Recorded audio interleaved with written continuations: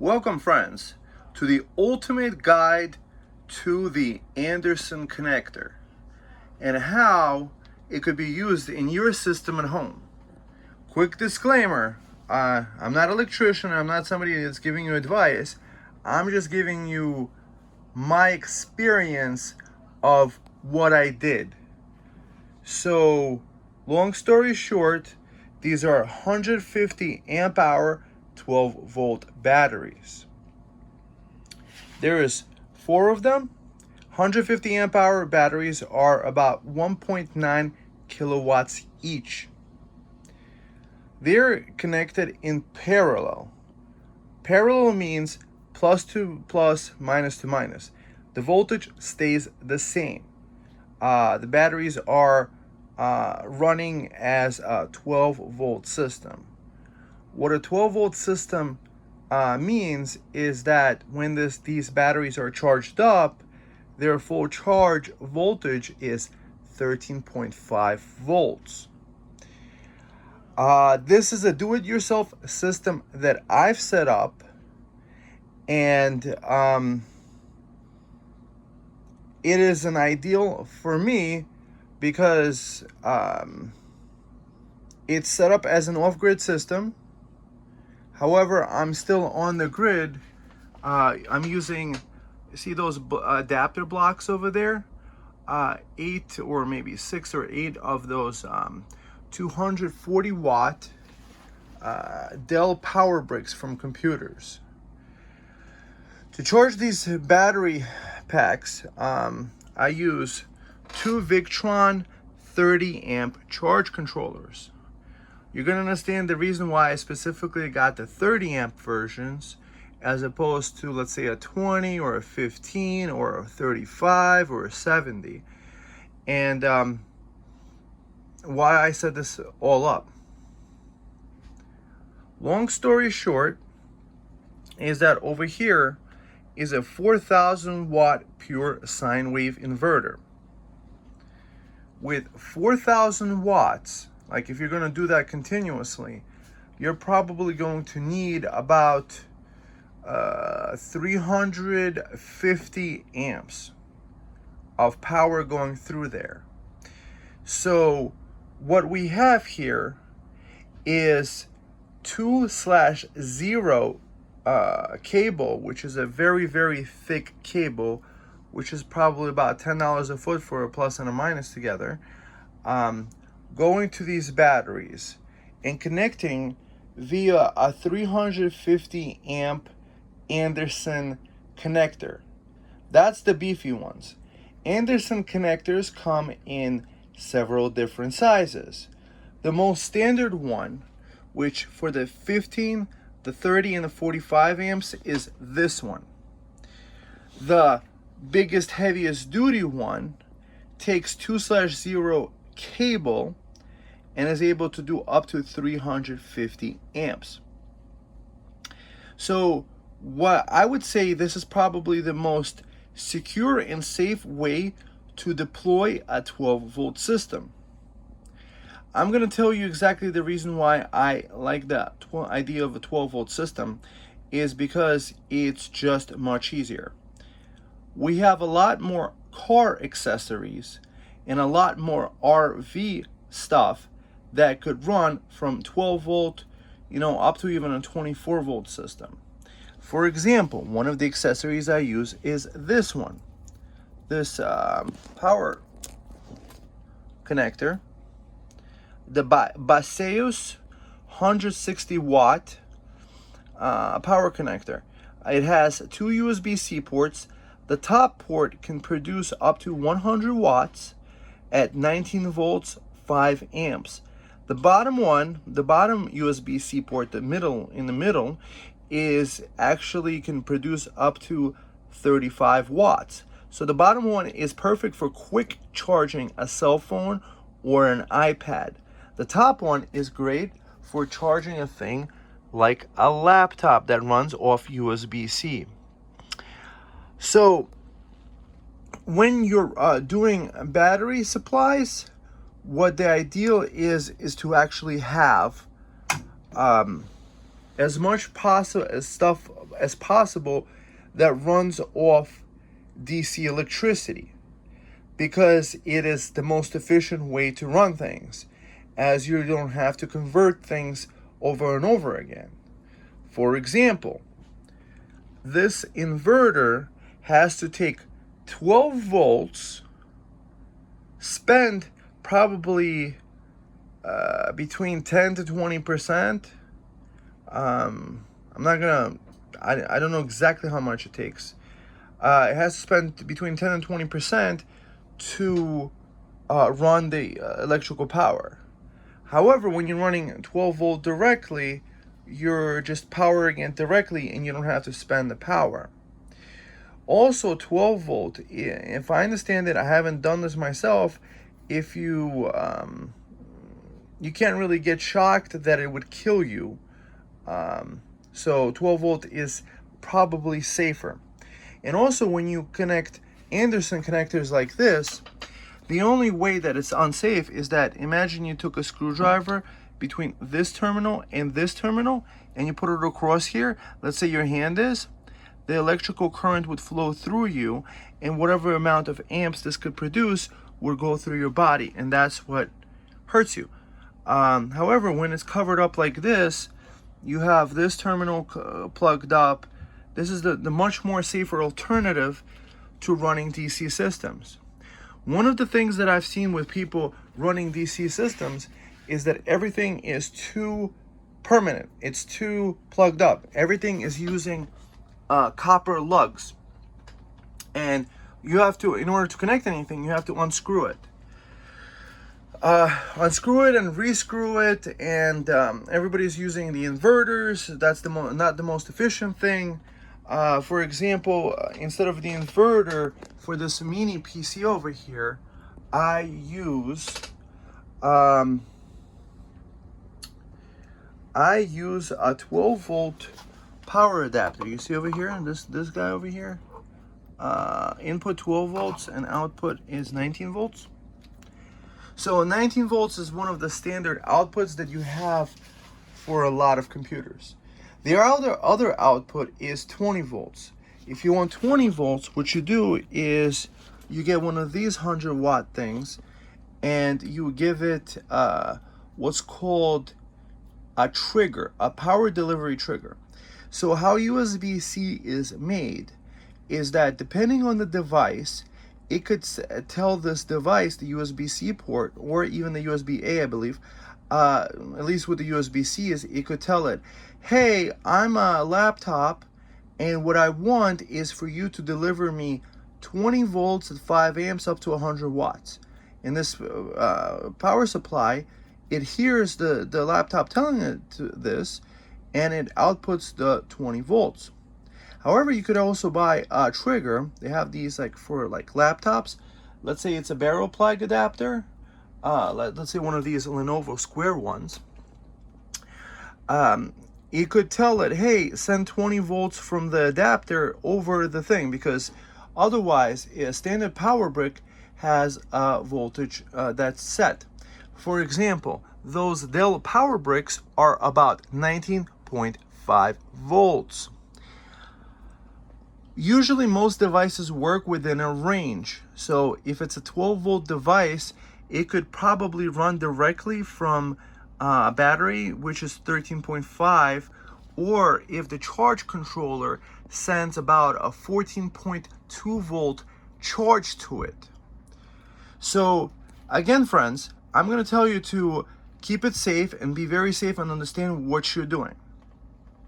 What this design actually does is that it marries the best of both worlds. When you open up a car or look inside the car, there's all this electrical wiring. What you're going to see is these blade fuses. These are called ATC fuses. Over here, I have each port connected via a 10 AWG cable. 10 AWG cable is designed to run 30 amps.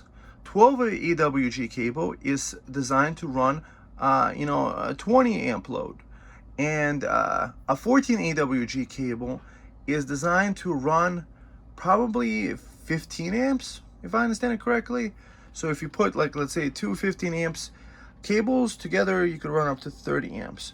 So over here is a 40 amp fuse. I just buy 6 packs of these. So what was it? These batteries specifically have these terminals where you could actually screw in this one. This is an aftermarket terminal. It was probably like $5 or $6. It's pure bronze. What you're gonna find with a lot of them is that if you hold a magnet to them, that they're just like iron or steel, and they have a high current impedance. The highest quality you could get is copper, pure copper. You see this lug over here? It's pure copper. These cables inside, they're pure copper or tinned copper. There's 2 versions of pure copper wires. There's the pure copper wires inside. You're going to see strands of pure copper, and then there's ones that look a little bit like coated in white. They're actually a wire that is tinned. It's covered in tin so that this way the cable doesn't oxidize on the inside of the wire, so it keeps it from being damaged or oxidizing or creating resistance and things like this. So what I'm showing you, friends, here is a system that I use.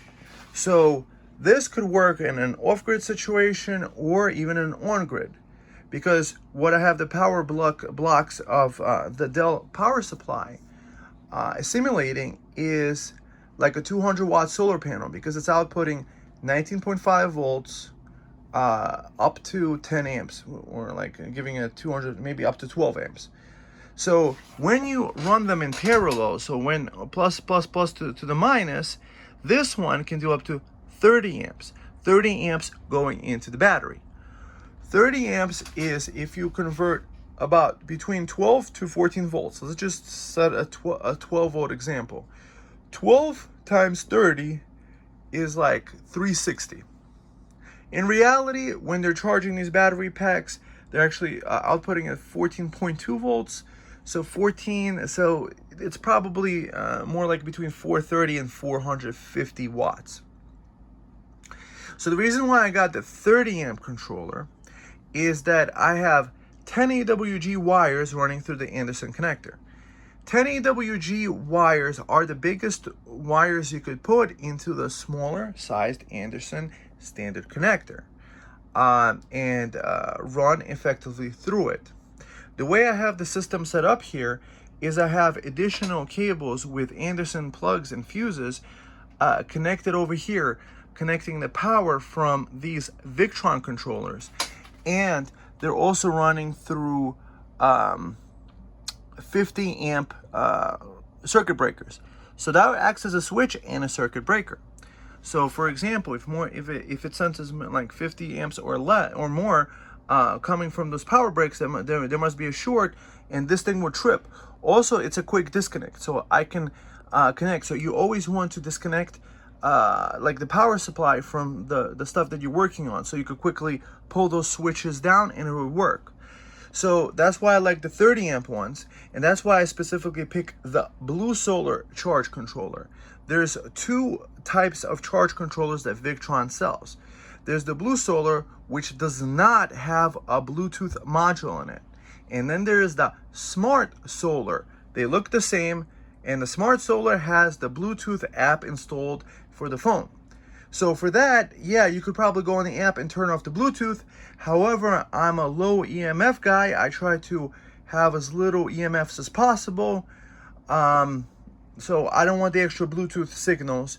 I can always take a USB cable, connect to it on the bottom, connect it to a computer, get the latest firmware, update the firmware, set the battery to a 12 volt lithium iron phosphate, and I'm done. And then I don't even have to worry about it, how much it's charging. You could also connect it to a computer and give yourself the statistics of the last 30 days that it was charging. So long story short, let's say there's a power outage, and let's say these, or let's say the solar panels get disconnected, or let's just say those are solar panels, or right now I'm on the grid, those send the power to these. They simulate a solar panel. And the reason why I use the Blue Solar Victron is that solar charge controllers are meant to be connected to a battery 24/7. So the difference between those and perhaps just a charger for a battery is that a charger for a battery is not good to be connected 24/7 to a battery. It's meant to charge it up and to be disconnected. The Blue Solar has additional circuitry in it to keep it powering the voltage of the battery, to only charge it if it drops below a certain voltage. I believe it's called maybe a float voltage or something like this. Don't hold me to that. However, it's one of the settings you could change in the Victron. So I would say, this being an Anderson discussion, I would say Anderson is the easiest way to power DC and even AC devices. Depending on the size you need, you can handle both 350 amp, these huge ones, and you could also power the smaller devices up to 30 amps. 30 amps is like 300 watts. Laptop oftentimes, like a smaller one with no graphics card, will take up to like oftentimes 65 watts to 100 watts. MacBook Pro could do up to 150 watts. So 30 amps is more than enough, because even if you need all the power you want, it goes through that. Notice everywhere I have a fuse. I have circuit breakers, fuse. There's additional fuses inside this device, so if it overloads, you could actually reset it. And the way this system I have set up is that I have the charge controllers going to this guy first, and now they go, one cable goes to this set of two batteries, and another cable goes to this other set of two batteries, making them all paralleled. And I'm going to add another two batteries. So what makes the system superior is that putting batteries in parallel is actually pretty simple. When they're sitting in parallel, they auto balance each other. When you put them in series, I hear there could be issues. And also then, if you put them in series, you would have to have specific 48 volt inverters. Then you would have to convert from 48 volts to 12 volts. A lot of these complicated things. For me, I just use a simple car accessory. I get my laptop power, I get my desktop power. Anything else that uses AC, I could run off this. I could run my fridge off this. Probably, if you count all these 4 batteries together, I could probably run my fridge for 4 days using the system. Also, when you buy these battery packs, it's very cost effective. What I like about these battery packs, I made another review about them, is that they're inside a metal case. So to prevent yourself, like to feel safe in your home with batteries. First of all, the lithium iron phosphate chemistry is not prone to actually creating a fire, because it's a chemistry that, you know, might put out a little smoke if you short circuit it, or if you damage it. If you take an ice pick and like pierce it, it might smoke for a while, but it's never going to catch fire. However, to prevent anything and not to have any fears whatsoever, I prefer to have it in the metal case. Metal doesn't burn. There is a blast valve over here, so even if there's an explosion inside the metal case, it would get protected, and if anything, this plastic would go out and let the steam or smoke like escape. That's the maximum that could happen with it. So that's why I like the safety and security of this. Also, I like the you could say infinite expandability with this. How I have the system set up here is I have both 30 amp, 40 amp fused. So I have 10 EWG cables connected to it, 6 of them. So I can connect multiple devices very easily, plug them and unplug them. Like, for example, this one is from the powerworks.com. PowerWRX. You see that? .com. What I like about this one is that it's a cigarette plug adapter with a 15 amp fuse on it. So I don't worry about this device going through there. So I have fuse upon fuse upon fuse to protect my devices and to protect myself from going in there. Also, over here, when I have power supplies going in there, if you're ever going to build it, I have each one of the 3 wires that are inputs. These are designed for, let's say, 3 solar panels running in parallel. However, when you put power bricks in there, there's circuit protections inside the power bricks they'll notice, because they're all slight variation of voltages. So the higher voltage goes inside the lower voltage, and it trips those off, and those turn off. So I'm thankful that I have those, because those are UL listed and have circuitry to protect my thing. So there's circuit protection in here, there's circuit protection in here, there's circuit protection going to the battery. Inside the battery is a BMS. I could go on and on and on. I feel very safe and secure running this system at home, and this is the best way to actually power things. I believe I'm learning the solar system without having to have actually necessarily having solar panels. Because all I got to do is replace those power bricks with a solar panel, and I'm set. This whole system works. It's easy. It's modular. It's unpluggable. That's why, for example, we buy those power systems from Blue Eddy, from what's the other guy? Delta Pro. They make it easy when it's modular. However, the superiority of my system as opposed to theirs is that I have multiple inputs. I could charge this a lot easier with a lot more devices. Like, for example, I could plug in a separate 12 volt 10 amp charger. So with this amount of connectors, I could probably connect like 10 200 watt solar panels, each charging at 130 watts, putting in 100 amps into the system. And because each one has 70 to 100 amp BMS, this whole system can take up to 400 amps of charging capacity all at once. So this modularity gives me a lot of possibilities. However, with the Blue Eddies and Delta Pros is that they have, let's say, one connection to plug it in, and a couple just connections like a USB port, a cigarette lighter plug, one of them only, and you could only charge it with the voltages they set. You can't use your own separate controllers. You can't increase the charging speed past it. You need a minimum voltage, let's say, of 60 volts in some of them in order to actually charge at maximum speed. However, the way that I have it set up here is that I could just put more of those 30 amp controllers, put more solar panels, and charge this at thousands of watts an hour. And it's going to work very well. And it's all very modular. It's all very secure. And I set it up one time, and I could move this. These 350 amp connectors allow me to parallel this easy. So there will never be an over amp issue because the 350 amps is more than enough. You're never running 4,000 watts.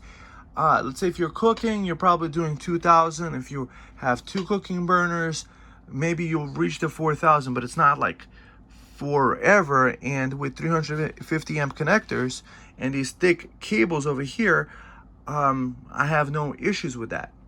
And this gave me an additional capability to create 6 more connections over here.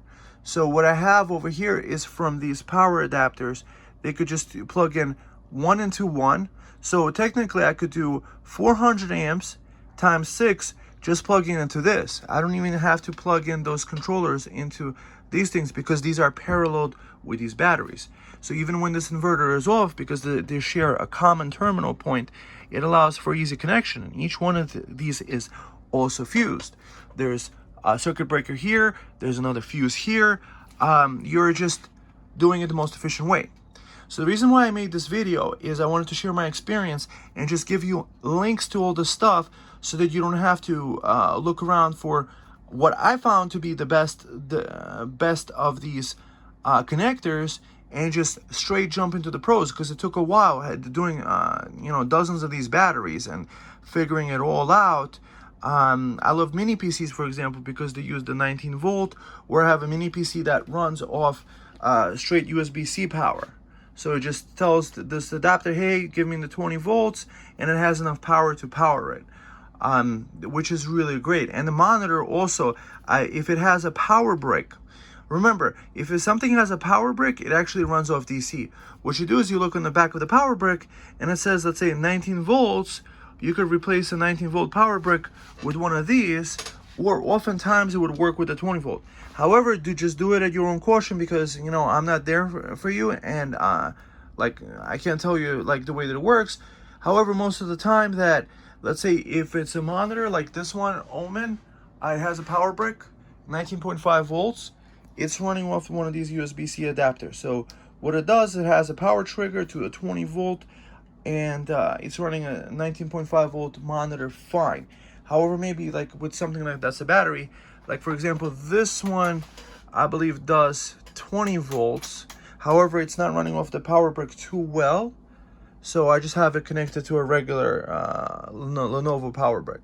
However, these Lenovo's, they're designed for USB-C charging up to 65 watts, so this is perfect. So what we have here is an uninterruptible power supply. My electricity gets cut off, I have all this kilowatts of energy to be used, and I can plug and unplug devices as I need them. That's the biggest challenge with DC electricity. People have all these janky systems where they try to unify everything. They complain, oh, how thick the wire is for 12 volt systems.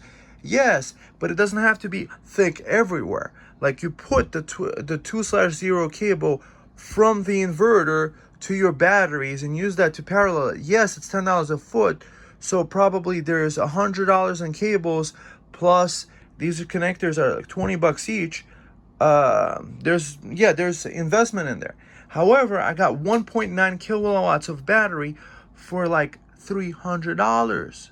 150 amps for $300. You beat that. 320. That's the equal worthy 150 amp hours. So that's fantastic. So you have bulk power storage and you have a secure, safe connector. What's cool about this connector, I was watching another video, is that these blue ones, for example, these 350 amp ones, is that the connector on the inside, if you see that, is designed that, let's say if it's something like an inverter creates a spark. So the spark is never actually created, or it could damage the part that touches the contact. The contact doesn't get damaged, it only will create the spark possibly inside the edge. However, this plastic goes on top of the other plastic. There's no possibility that the spark could actually even fly in your eye or anything like this. Unlike when you're taking a bare terminal, like a lug, connecting into here. You see this all the time with people doing inverters on these systems. So, look, the way that I have it set up here is, you see I have it taped on the end, and you see that little circle in the middle? You could actually put this little bridge-looking thing and connect this wire and make sure it doesn't disconnect. I just put this extra wire, it's called TESA tape, and they use this inside cars. So it doesn't it doesn't mind high heats and all that stuff, and it's pretty comfortable, and that's what I like. In some other places, I actually do this other thing. I use this stuff that they use for lugs. It's the heat shrink stuff. So a slightly bigger one above a smaller one, and this kind of like glues this part together, and this becomes one professional, very powerful connector that would never disconnect or would never move around. That's one of the issues, is that these things, when they're not connected to anything, they could move around unless you put a little tiny thing in this middle over here, this little tiny black whatever it's called, or if you put this and you put the little bridge, it will hold it together. So the system, yeah, that's one of the things. I had one of these hanging off the power, just from this, it was hanging down, and from it hanging down all the time, I actually had one pull off, just like that. So that's why I started using this system, where this thing would never pull off from the other one, because it's one monolithic, glued together, heat shrinked piece. So what you need to know is how to make this connector. So I'm gonna quickly explain it. Remember this concept, right on red. So you would have the red wire on the right, and you see the way that it's looking over here, these little tongues or whatever the things, this is the orientation that is right on red. And you see that it's slightly wavy on the inside. You put the wire through here and you hear it snap. What it does is that it snaps to like a spring on the inside that keeps the contact always really good, and it keeps it from falling out, which is really great. It's not a hard system whatsoever. You can make your own custom wires. You can make your own custom tripler, 1 wire to 2 wires. It's pretty simple. There's also another thing where I use diodes. So, quick explanation. As I was pointing out before, these power bricks, if you want to use multiple of them and you don't want the power protection to run in there. For example, if you could just connect one power brick to this, because that's only meant for 240 watts and this one could take 400 watts, it's going to over amp it. When you ask for too many amps from that power brick, it's just going to turn off. It's a protection mechanism.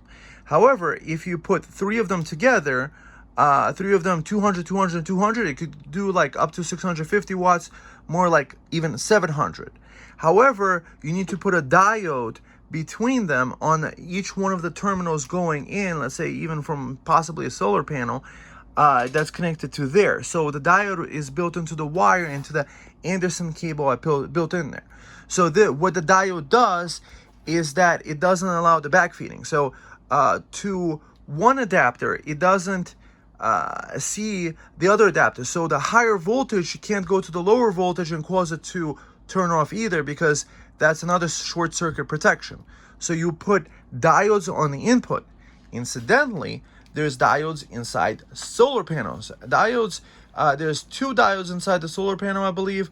One tells the electricity to just go flow in one direction, and another one is what's called a bypass diode. So let's say the solar panel fails, it's going to bypass all the electricity from the solar panel instead of causing the electricity to go inside where there could be a short or something like this. So it's all understandable systems, and until you start playing around with them, do you start understanding it to a much better experience. So having this battery, you know, I work at this desk, and having this battery under my feet, I completely feel safe with it. You know, unless like a dog chews on this, there's no way for anybody to get shocked. So don't let your dog chew on it. And unless you put your, see this terminal over here? So this is covered up. So unless I put my fingers in there, that's the only way I could get shocked. So don't let your children put your fingers in there. Please don't. However, the 12 volts probably will shock them and tell them not to do it ever again. Just don't experiment. And these terminals are also designed where you can't plug in the wrong direction. One of the things that causes a short circuit is that if you plug a plus to a minus to a plus, and with these connectors, the way they're designed is that only red can connect to red and black can connect to black. That's, you know, you can't reverse them. It just doesn't work. It's not gonna do it. It's not gonna go that way. Same thing with the big connectors. What's nice about these connectors on the inside is that they're actually silver coated copper. Like, see on this big one? This one is probably like 20 bucks. It's a big silver plated copper lug. And, you know, manufacturing wise, it costs money. So let me do a quick price breakdown. So as I told you, each one of these terminals is like $20. These over here, the little connectors, if you buy them in bulk, each one of these little silver plated copper connector is about 40 cents each. And these housings, each one of these, a red housing and a black housing, so that's 40 cents and 40 cents. So we're talking about $1.60 to $2 a connector. Plus you might want to buy this fuse connector. And what's also cool about this is that I have multiple different adapters, so I can adapt this to other, let's say, power stations. I can create one where it takes this one and plugs into, let's say, a solar generator, which has this rounded plug, which is, I believe, a 7.9 millimeter, 79 millimeter. One of the standard plugs that a lot of devices have is what's called a 5521 or a 5525. So if a 5521 doesn't fit into your device, it's probably a 5525. So there's plenty of adapters like that. So the goal of this video is to just get you familiar with it, and with a person that actually has a system, has built it up, has figured this out. I mean, I have a whole computer system like running over here. And I've been safely running this for months. some things I have for years, and it's all securely done. I use the highest quality cables.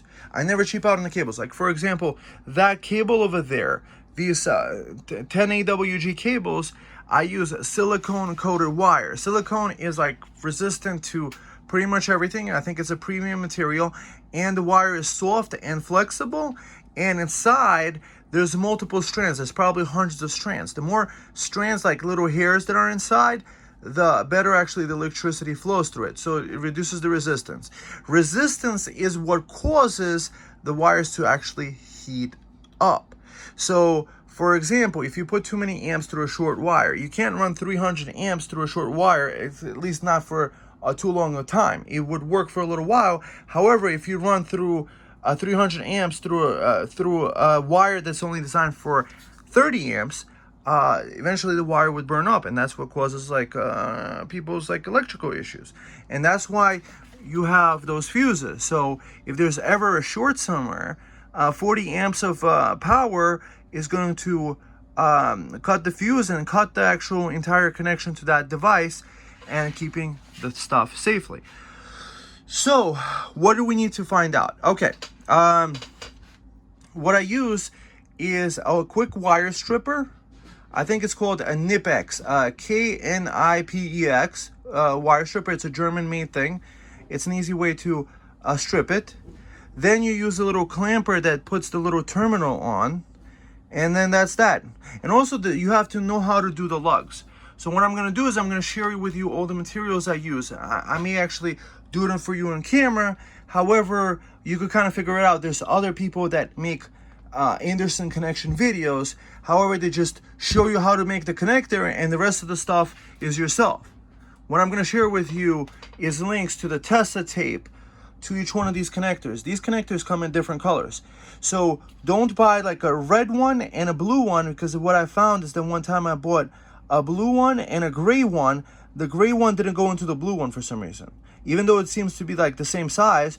So keep one color. So if you like red, keep the red. I just like the blue color. The blue color is very classic. You know, to me, I like it. It matches the solar controller. It looks nice.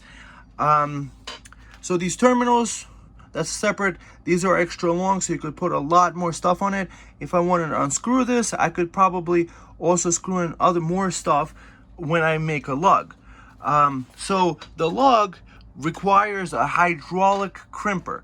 There's a hydraulic version and a standard version. I'll share that with you too. I prefer the hydraulic. The hydraulic crimper is what you're gonna want to use for those, because that 2/0 cable, you have to crimp maybe with a bigger thing, and then squeeze it together to make sure that the crimp holds. So when you crimp hydraulic, you could put tons of pressure on it, and what it does is called a cold weld. Like, you know, you're not heating it up, obviously, so it turns the like multiple strands into like one big piece of copper wire, one big terminal. So this is great. So with Anderson, you could do from any of your standard devices up to the biggest of devices, up to even a 4,000 watt inverter. Okay, 48 volt guys, you could probably put a 20,000 watt inverter. However, don't find me a device that you need 15,000 watts for. I've actually seen, for example, even water heaters for houses. If they're a heat pump water heater, they use one standard 1500 watt plug. This can handle a 1500 watt load, no problem. So you could probably cook on it and heat up all your water for your house with it too. Okay, so I'm going to show you the tools that I use. I'm going to show you how I use them. I may or may not show you exactly how to like crimp the stuff on, but I'll just show you the points, and then you're going to have to practice yourself. Perfect practice makes perfect. You have to practice doing things perfectly. Like over here, I put a little heat shrink to a lug, you know, to a pure copper lug. I use the highest quality of materials. What's nice about the heat shrink is that it has glue on the inside, and it keeps these wires together and from flowing out of that actual copper lug that's there. So high quality there. This wire keeps these wires together. Also makes it look nice. and it's just an ultimate system. Friends, this DC system is, ideally you want to run as much stuff as you can DC, because it's the AC electrical fields. I made a whole video about EMFs. Long story short is that when AC electricity, the stuff for like the housing stuff, it creates this 60 hertz wave. So it's like the electricity goes from a plus to a minus, plus to a minus, plus to a minus in a long wave. This kind of like burst of the electricity is what actually creates a magnetic field that could penetrate the skin.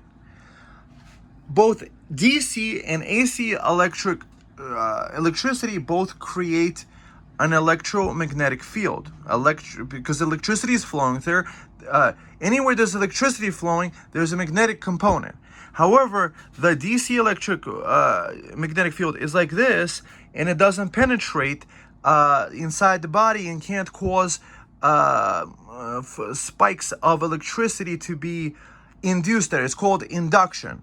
And so DC is the healthy form of electricity, probably the healthier form. You probably still don't want to sit under a high power cable. However, when you put amps and amps, let's say I was doing like 4,000 watts, and that cable, I probably wouldn't want to put it underneath my child's crib or where like my dog is playing. I'll probably put it as far away from the things as possible. So let's say on the far end from the wall that I'm cooking on, or something like this. However, the DC electricity also it matters. The electric field matters about how many amps are going there. So, for example, the person that's living underneath a power line, oftentimes those are the people that actually have health issues. They don't understand where it's coming from. However, they're living under a power wire, and because everybody's electricity is flowing over their head, it's creating a larger and larger magnetic field. However, when you're like running a laptop like 100 watts, there's like not even an amp going, or like literally 1 amp at 120 volts. It's probably not as harmful as tens of thousands of amps overhead at a high voltage, doing that, like, wavy line. So I personally would do as much DC stuff as possible. There are DC powered fridges, meaning you don't have to connect an inverter. Why it's inefficient with an inverter also is that, for example, this inverter takes like 9 or 10 watts an hour just for standby mode. I don't connect anything. I'm not powering anything. I just have like it creating the power inside the plug. It's taking 10 watts an hour. Over a day, that's 240 watts. That takes an electrical potential away just for standby when you actually would need it. So I'll probably connect to a 4,000 watt inverter. Your water heater, that takes 1,500 watts. So a 12 volt system can power mostly anything. And it is probably the safest. And with this perfectly sized Anderson connector, you can actually power anything you want, have a backup power supply, have the power supply on your terms. So what's also the idea with this system is that once I have the off-grid property, eventually, I just take these, disconnect the Andersons, plop them down in a new place, connect the charge controllers, connect everything via Anderson, turn on the power switches, and everything is flowing and connected. Everybody else got to create those lugs, just got to have one wire. They're running everything off the inverter, creating the unhealthy electricity.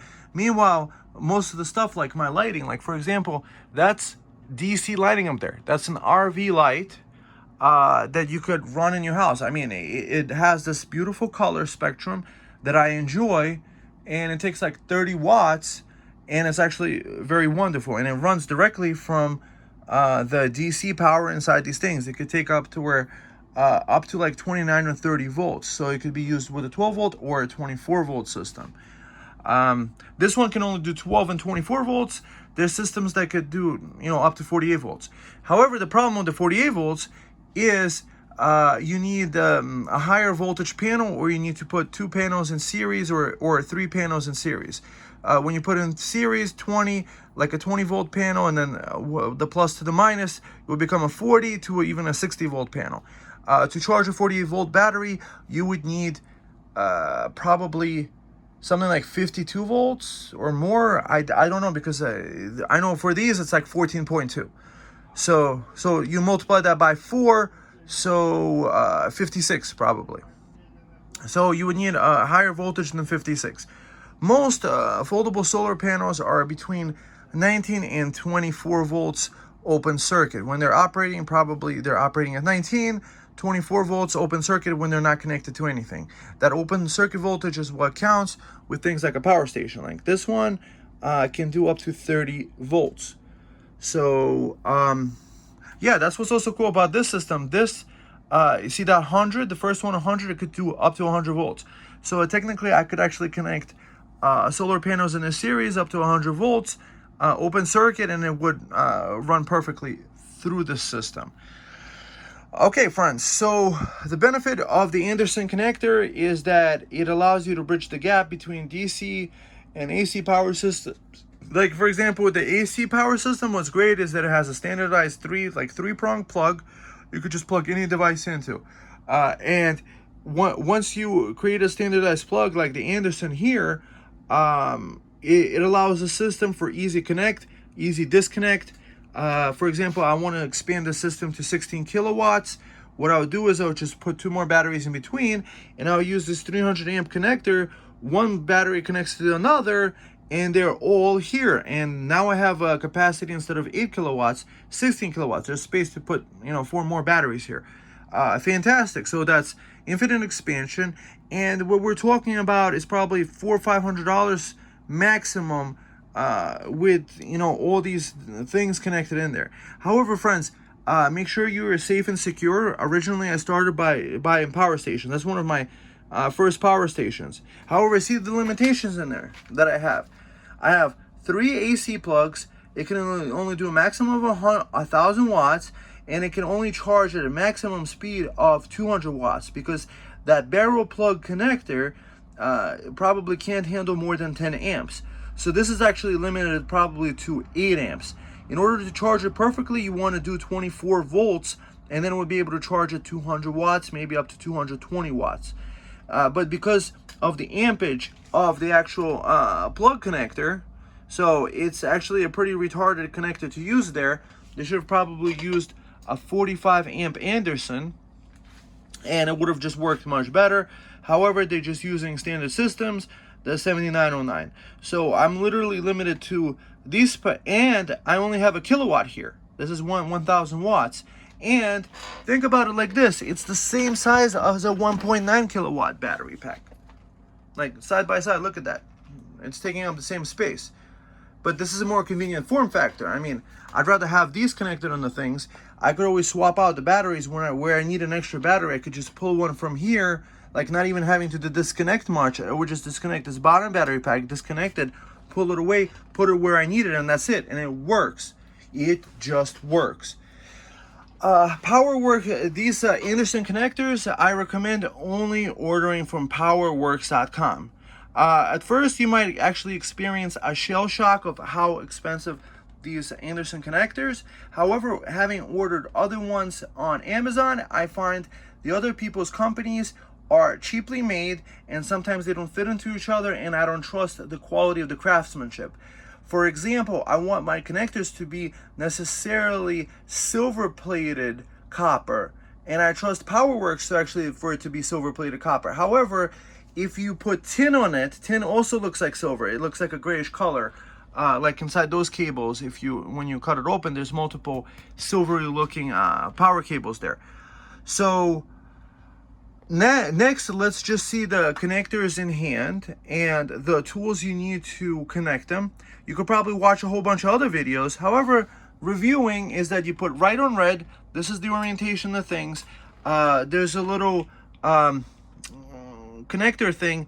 The little cup, it has to be towards the top. The arch to the top. Imagine like a rainbow. And it just plugs in and it works. So see you in the next video. Let's see the tools, how to connect it, and let's just share this information with the world. And I hope this changes like a lot of people's minds, a lot of people's lives to the most possibility. Because what I see the potential in the world is for all humans to have their own power generated from a wall. I mean, literally, there's people with homes with a wall that gets sun on it every day. You could just get that electrical power coming in into a power bank like this. You could probably run your computer off it. Hey, you're not going to run an air conditioner likely. However, when you're running your power systems, you could always have your lights on. You could always have your communications running and things like this just from the power of the sun. However, how do we connect it without having to use a limiting power generator like that? 200 watts input only, and it's only 1,000 watts. And it's probably the same price or more than these guys over here, because it's all integrated inverter. Yes, this inverter is probably $350, but you buy it once. And now you actually have all this power, because that's one of those things I found. Running off the power, like you turn off your lights, you turn off your fuse, and see how long you can run off the power. What I found is that the more power you have, the better it is. Like, for example, you probably need one of these battery packs, 2 kilowatt, to run your fridge for like 24 hours or like 18 to 20 hours. This one probably would do maximum of 10 hours. And then so you paid a lot more for that.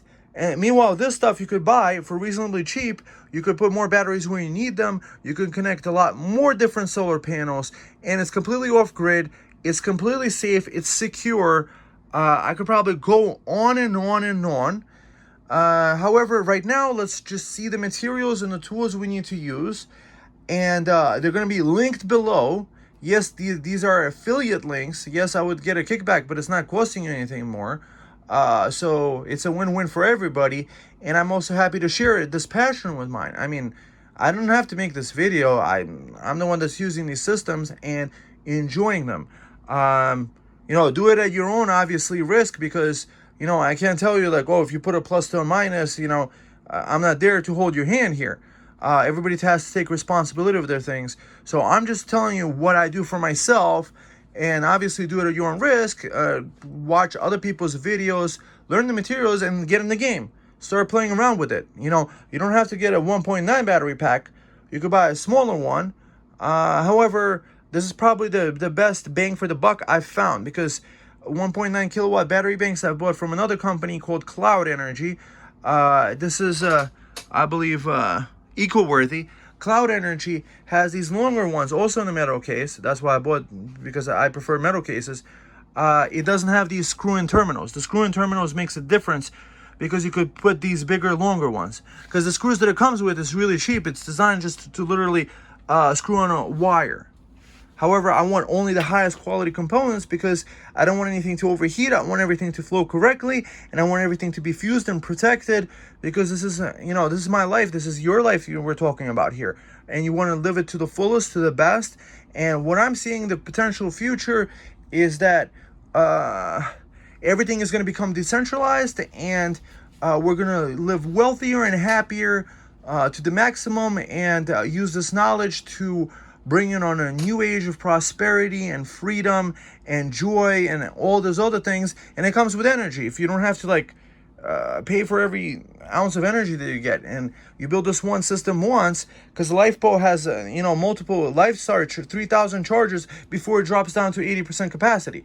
So 3,000's uncharging to the maximum and recharging for 10 years straight. However, you're never going to uncharge it probably to the maximum more than half the time, or probably not all the time, because you just have so much capacity.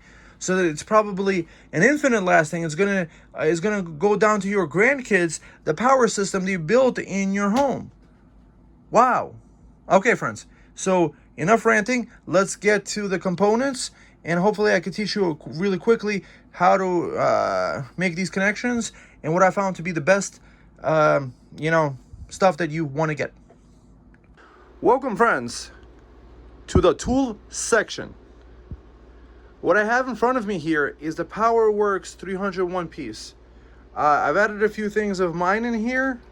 Like, you don't get so many of these 45 amp connectors regularly. You see, you get like maybe 28 of them. 28 45 amp connector poles. Those are the biggest ones. So let me quickly show you what comes in the box. So To get started, what you need to get is this thing called tri-crimp. This is the one PowerWorks recommends. And what you need to do is get yourself a case. I would recommend just getting this multi-case because it's for all senses and purposes. So in one section you would have these connectors. And you see on one side there is a spring. It keeps the contact details nice and firm inside there. So this is for 10 AWG wire or 12 AWG wire. So this is called, you could say this is the 45 amp connector. So in order to crimp it, you would use this part, the section that says 45, the biggest one. This over here, the bigger one over here, is for a wire that's 12 AWG and 14 AWG. And the last one, I think, is 16 AWG, the 15 amp. It's 16, 18, and 20 AWG. So the way that it works is that you would crimp on, you would put this paddle faced the curve upwards. So let me just quickly show you how it works. So for a 10 AWG cable, I need to do this connector. The difference between this connector and the other ones is that you see it's open on the top. So how this works is, first you do this crimping. There's two different options. There's this Nipex. You could set the setting that it does automatically for you by moving this red piece, and you would put it into here. You would boom, and that crimps it almost to the correct size. Probably this might be a little short. The other option that we have is this one. This is called the Klein tools, and what you could do is put the wire in here, and let's say the biggest one, approximately the size of the thing. You're gonna practice yourself. So notice this, you could move this together. This is actually a tinned copper. You see it's pure copper in the middle, and it's a silicone wire on the top. So you see how it fits perfectly in here? So the way you would put it into the crimper is you hold it like this, the little paddle is upwards, and you would put this into here, into the 45 hole. You press it down like this, and you have this perfect connection. So it's crimped and you can't disconnect it. Next, what happens is that you take one of these connectors. The way it works is, you see this, the little tongue is on the bottom. You stick it into here, and then you're gonna hear a snap. You heard there was a snap. Sometimes the wire is too thin. What you could do is use this little tool. Let's say if it's a thinner wire, let's say 14 AWG or 18 AWG, you could go with this and push the wire in like this with that. So we created the plus connector here. So that's not exactly what I needed here. However, this is what I wanted to also show is how the diodes get designed. So imagine the flow of electricity goes towards the direction where this silver band.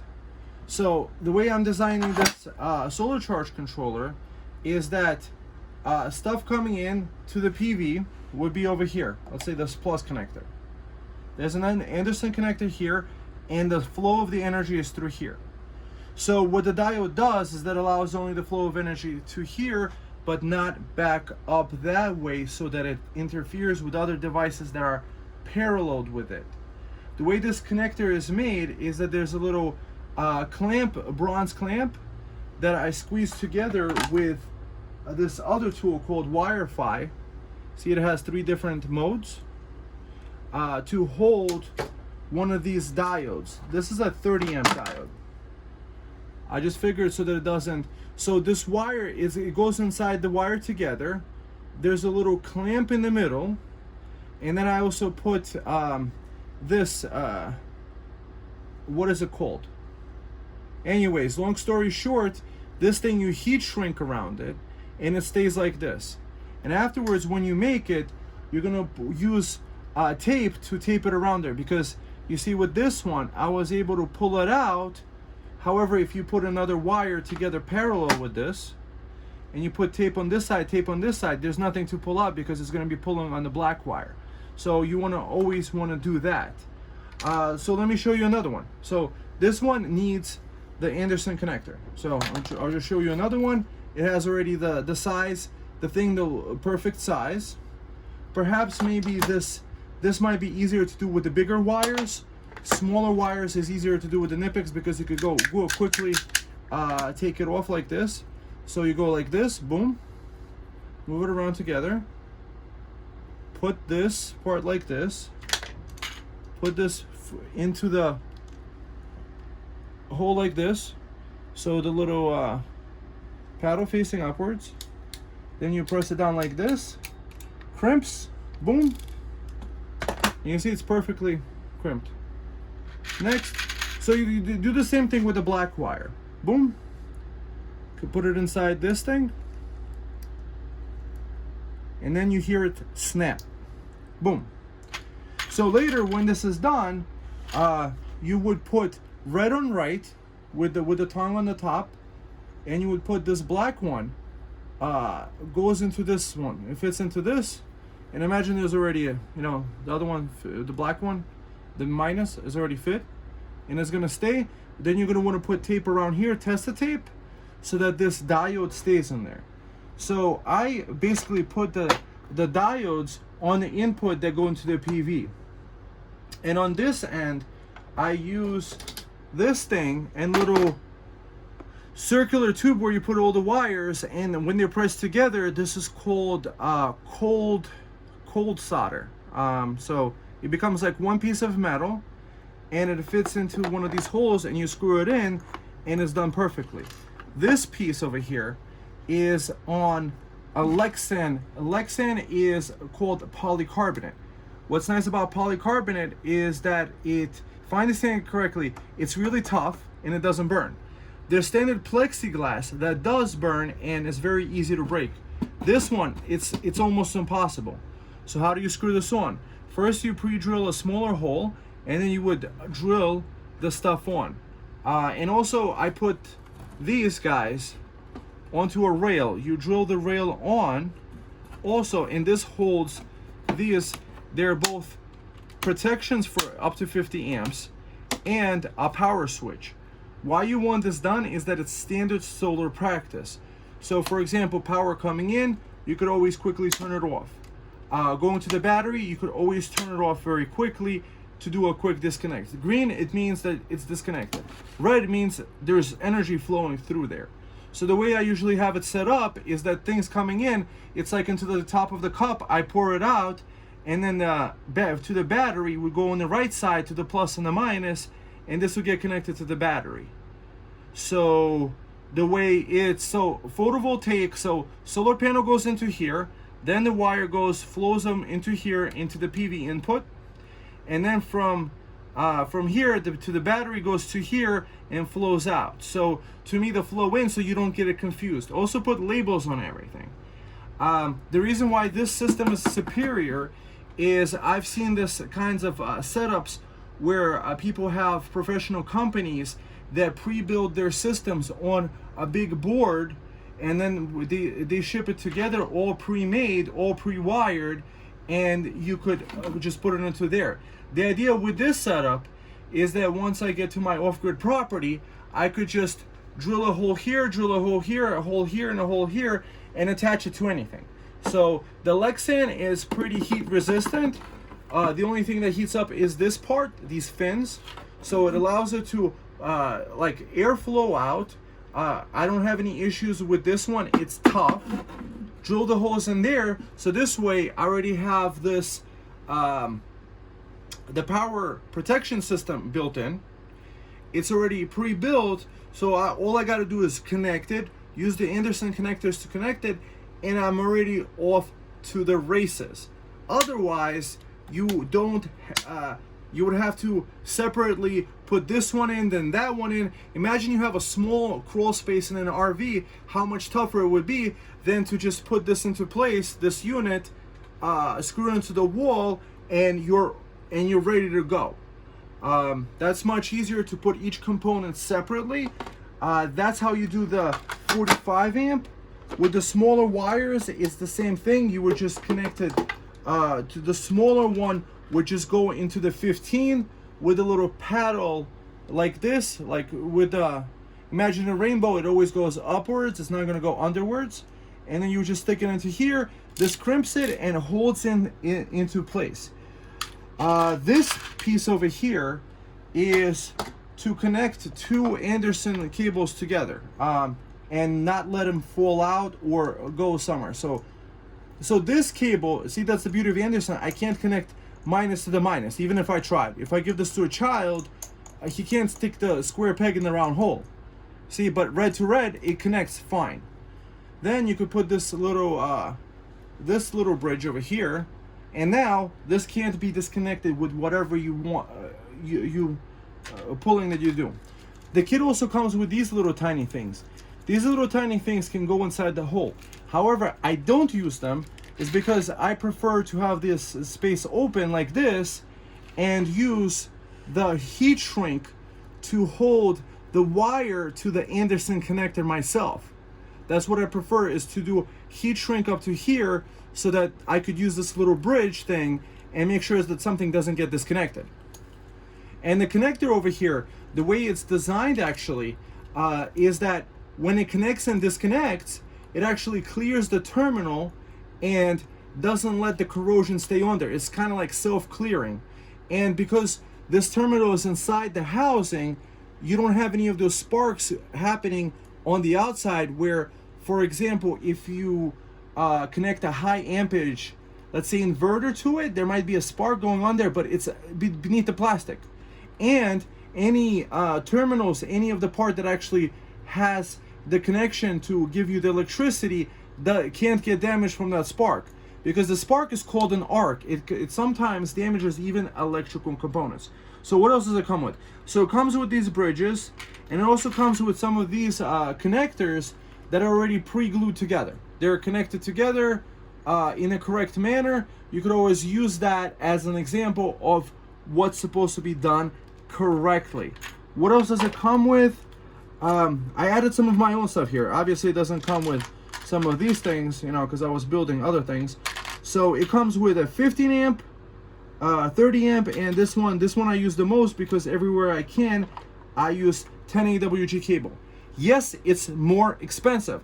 However, I don't want to come to a situation where I connected something of too heavy of a load and I don't want that wire to ever heat up too much. Plus the silicone is actually designed for a lot more heat, so it wouldn't actually, the wire would probably heat up much less. So this is how I have this 20 amp controller set up very easily. See, on this side I put tape to kind of like hold this wire together, and over here I have two connectors. I have multiple connectors. Over here I didn't put a diode because this one is specifically designed for me to use off-grid with a solar panel. With the solar panel, you don't need to use diodes. You could just parallel them and they're just going to work, because the diode is actually inside the solar panel. There's actually, I believe, two diodes in the solar panel. And what's cool about this one is that you could also set a load. So let's say you set the battery voltage at a certain point to actually only then send out electrical current through it. The load can do up to 20 amps. So let's watch the next part and let's quickly look at some of the other tools that I use. So these are the heat shrinks.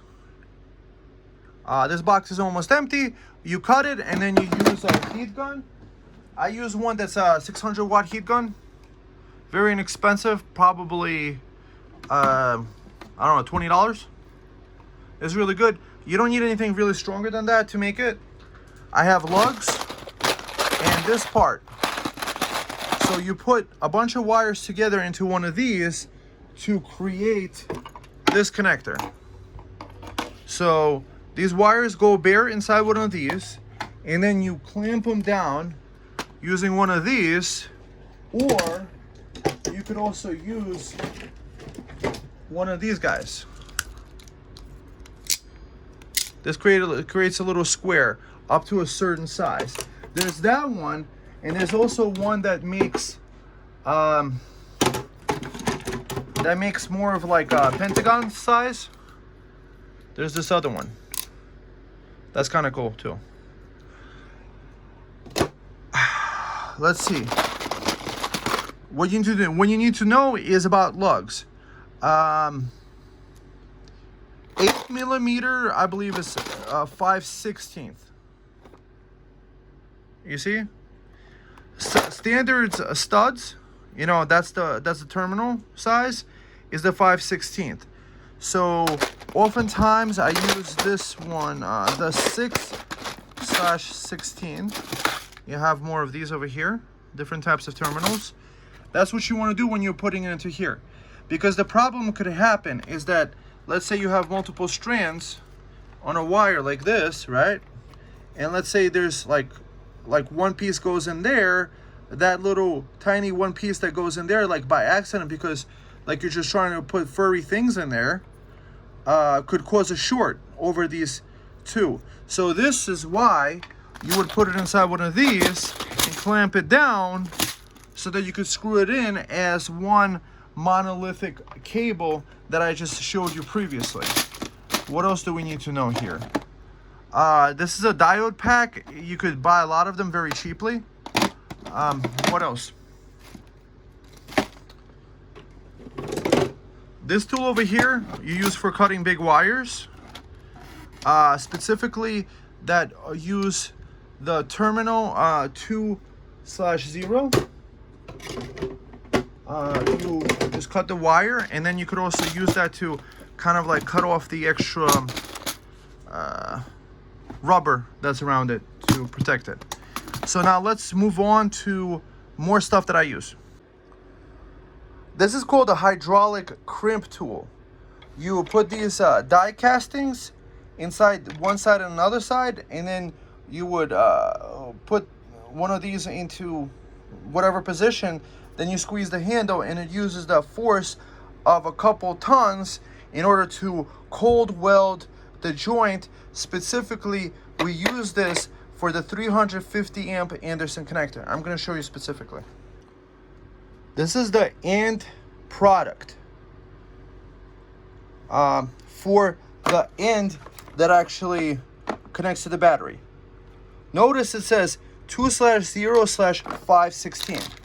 5/16 is also called terminal M8. M8 means it's like probably 8mm thick. So I buy these separate 8mm 5/16 inch terminals because A, they're longer, and because they're made of brass. One of the things you can tell if it's a high quality terminal is that you could attach a magnet to it. If a magnet to it sticks, it's not the highest of quality. So this part screws into the battery, and this guy screws into there. And it's a high quality connection. You see, it's hydraulically pressed, and then we use the heat shrink to make sure that there's no electrical extra connection to be negatively affected. So what effectively it does is that it binds this part to this part, so even if you pulled really hard, this is part of the sheathing. You see the glue? It melted and it connected to it.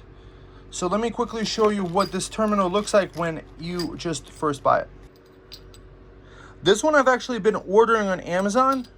However, I think the quality mark that we want to look for is this A on it. I think that might actually show. So notice how huge this wire is. So what you're going to need to do with this kind of wire is cut it off, cut off the big wire, and the length of the depth of this thing, fit it over, and then use a slightly bigger one of these dies to first press it down one spot and then another spot, and then use the 2/0, I believe, or whichever die that's appropriate for it, to make sure it's completely clamped down. Notice the beauty and size of this thing. Yes, you pay $20 for it. However, you have this connection that is completely within the highest of specs. You see the little A is on the bottom, so the A is on the top, and it matches with the A on the thing, so you get a beautiful connection like this. And if there's any spark that happens, it only happens on the tip, where it can't really melt anything that would affect the integrity of the connection that otherwise you wouldn't be able to do. And the plus and the minus, you can't connect it the wrong way. So notice like this, when you connect this terminal, you see it's not letting it connect it. You can't connect the plus and the minus, it's not letting it. But when you flip it over, the plus to the minus, boom, this guy just snaps right on. Boom. And you have this heavy duty terminal. So this is a 350 amp. You would use this for something such as connecting an inverter or something that's going to be taking amps.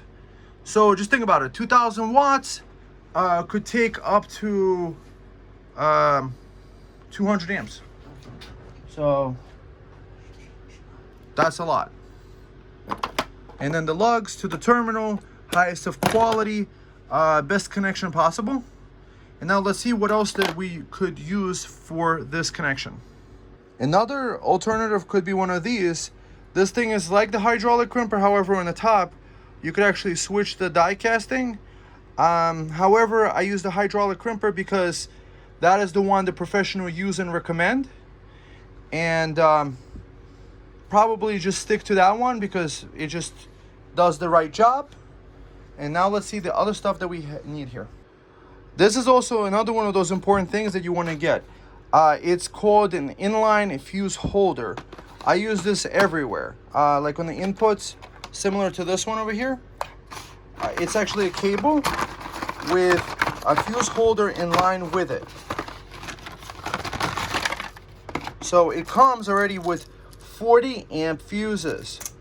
It is ideal that if, let's say, you have a limited 30 amp output capacity, that you do up to 10 amps more, or even in this case 50 amps. That's what this controller says, is that you do minimum 40 amps to probably 50 amps is ideal for it. So this 40 amp fuse is really good because it won't allow more than 40 amps to go through the wire, to not allow it to overheat. There's another thing that I found also on the PowerWorks website is these fuses. These are actually resettable ATC fuses. They replace these and fit inside this holder perfectly. So you could actually have a resettable fuse. Let's say you have high power devices connected all the time, or you're doing experiments. This is really good. These resettable ATC fuses. They come in maximum 30 amps, and on the website I've seen 10 amp and 5 amps. What you also need is also some of these copper rings. When you have all these stuff connected in the terminal, you want these spacing rings of the right size. You know, the 5/16 inch pure copper rings. These for some reason are super expensive. I just buy them, but yeah, the 5/16 is the one that you want to do. And see how easy it is to convert the Anderson to the 5521 plug you would use for a lot of electronic devices. See, this is what I do for, let's say, powering something directly off the battery. What I found is that you could use the more than 12 volt battery power that is like 13.5 or probably even 14.2 volts, that it powers 12 volt devices fine. Most of the time though, the 12 volt devices come with a little power brick that says 12 volts, and then you could always buy the converter of 12 volts to that. However, if you're running a 12 volt power speaker, I've had it with Bose, you might want to run it off the AC power brick, because unless it's an isolated power brick, it won't work. So when you buy these are the lugs that we used for connecting the cable, and they're 2/0, that's the cable size, 2/0 by 5/16 of an inch. 5/16 of an inch is the M8 terminal hole that's over here. M8 terminal holes are the standard for most batteries if it's not M8, and this is the heat shrink that comes in the pack. So you would just put it over and heat shrink it, and it stays in place perfectly. And you want that pure copper lug and cold welded with that hydraulic crimping thing. If you watch the professionals, that's the stuff they use. And the standard size, the other size of lugs that I use is these. These are 6 by 5/16. So what that means is that this is designed for a 6 AWG cable. So what I do is I take 3 of these. This is what I found, is that when you take 3 of these 10 AWG cables, they equal the size of this hole. So this way I could create 3 connectors to the same terminal, each one that can do 30 amps. However, let's say if you have a 90 amp load, you could technically split it across the 3 wires and it would work well. So the 2 standard lug sizes, I do 2/0 5/16, and this one is the 6 by 5/16 that fit perfectly, and I could use 3 of these wires together, and for like 3 of these black wires together go into one 10 AWG, and then you connect it, you heat shrink it, and then it stays in place, and then you have a beautiful connection like this, or where was it? Anyway, somewhere here. So that's the other tool that I use all the time. So I use this stuff. This is called Tessa tape. When people have car wiring and they put a lot of wires together, they use this specifically Tessa tape on the inside. So I think it's resistance to heat, and it's the most highest quality tape that you could find. Next, this is my favorite wire. The 10 AWG cable, nice and thick, that's inside silicone cover. I think silicone might be actually the best.